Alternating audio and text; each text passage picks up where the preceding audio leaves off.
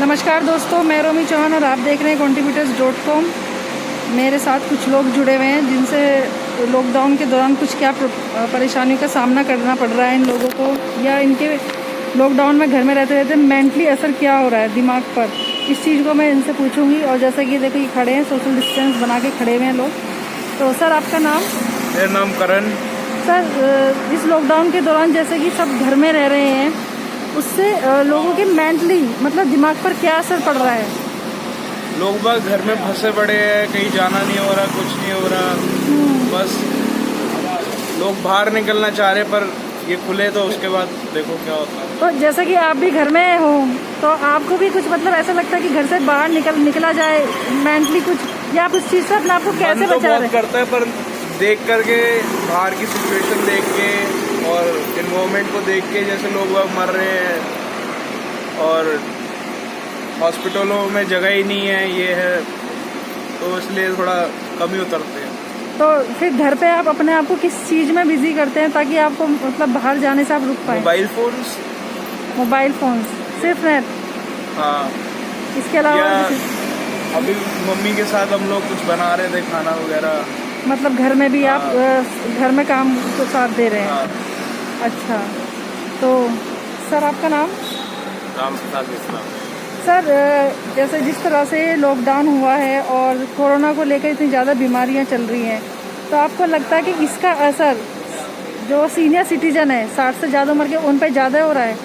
हाँ, उन पे ज़्यादा हो रहा है, और जो बाहर के लोग जैसे रह रहे हैं उनको ज़्यादा दिक्कतें आ रही हैं, क्योंकि जैसे बाहर के लोग हैं तो उनके पास खाने पीने की भी कुछ दिक्कतें आ रही हैं। तो अब लोगों के नौकरी सर्विस वाले जो है फंसे हुए हैं, जैसे हम ही हैं, बाहर के हैं लेकिन यहाँ रह रहे हैं, तो क्या है, समय पे पैसा ना होने से कुछ दिक्कतें आ जाती हैं। तो आप कहाँ के हैं?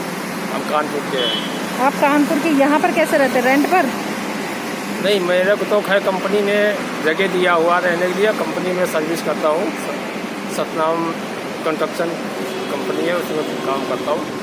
पर उन्होंने मेरे को तो जगह दे दिया, लेकिन ऐसे कुछ और भी आए हमारे साथ भी जो किराए से रहते हैं। अच्छा, तो आपको लगता है कि घर में रहते रहते मतलब आप लोगों पे इस चीज़ का फ़र्क पड़ रहा है? हाँ, इस चीज़ का क्या बहुत फ़र्क पड़ रहा है आप पर? पड़ता है। जैसे समय पे पैसा नहीं होता है किसी से लेके, या वैसे अपना सामान चीज़ लेने में दिक्कतें होती हैं। अच्छा। समय पे कोई चीज़ अवेलेबल नहीं हो पाती है, फिर उसको दूसरे दिन करते हैं, ऐसा आप कहीं ना कहीं अपने आप को थोड़ा सा मतलब मेंटली भी अपने आप को इस चीज़ में प्रेशराइज कर रहे हैं कि घर में रुकने की वजह से प्रॉब्लम हो रही है आपको? नहीं, घर में रुकने से नहीं, हमको तो खैर दिक्कत नहीं है, लेकिन लोगों को कुछ सुनता हूँ और कहते हैं कि ऐसी दिक्कतें आती हैं। तो ये इसकी वजह क्या हो सकती है ऐसी दिक्कतें आने की? दिक्कतें आने से एकदम से जो लॉकडाउन हुआ, लोगों को समझ में नहीं आया कि इतना लंबा खिंच जाएगा, इस चक्कर में लोग रुक गए, घबरा गए, थोड़ा घबरा गए। अब लोगों को घबराहट ये हो रही कि ये और कितना लंबा जाएगा, ये कोई पता इसकी वजह से लोग पैनिक हो रहे हैं इतना ज़्यादा। अच्छा, आपके हिसाब से या आपकी अगर बात करें हम, तो जो सीनियर सिटीजन में इसकी ज़्यादा वो बता रहे हैं कि 60 से ऊपर वाले लोगों को ज़्यादा प्रॉब्लम हो सकती है। हाँ, तो क्या वजह हो सकती है, क्यों सीनियर सिटीजन को ये चीज़ें पकड़ रही है? उनको ऐसा होता है, उनको घबराहट इसलिए आ जाती है कि उनके परिवार के लोगों के बारे में ज़्यादा वो लोग सोचते हैं। अच्छा। इसीलिए उनको ज़्यादा ये होता है कि ऐसा है, बच्चे मेरे बाहर ना निकल जाए, कोई मेरा बेटा बाहर ना हो, कोई मेरी बेटी बाहर ना हो, इसलिए उनको जैसे घबराहट सी होती है। तो 160 के ऊपर वैसे भी उनका मेंटली डिस्टर्ब हो जाता है। एक ये वजह होती है कि अगर वो किसी चीज़ से, अगर उनको कोई अलग से डायबिटीज़ हो, हाई ब्लड प्रेशर हो, हाँ, उनको भी ज़्यादा प्रॉब्लम हो रही है। अब उनको और ज़्यादा प्रॉब्लम हो जाती है, कभी कभी उनको जो है ना, इस चक्कर में ज़्यादा परेशान हो जाते हैं। उनको इस चीज़ से बचने के लिए क्या करना चाहिए?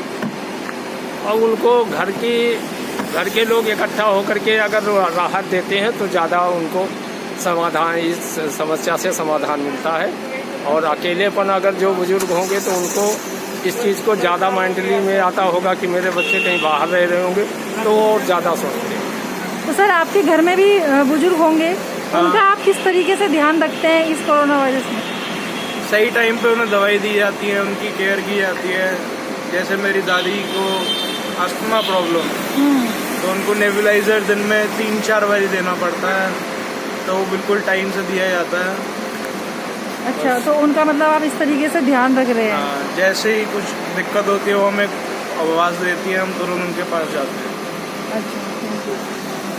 सर आपका नाम?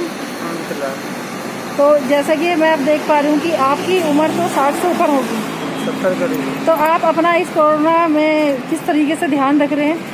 अपने खान पीन को ध्यान रखता हूँ जी। और मतलब थोड़ा बहुत चलते फिरते, क्योंकि मैं टांगों की प्रॉब्लम में ज़्यादा चल नहीं पाता।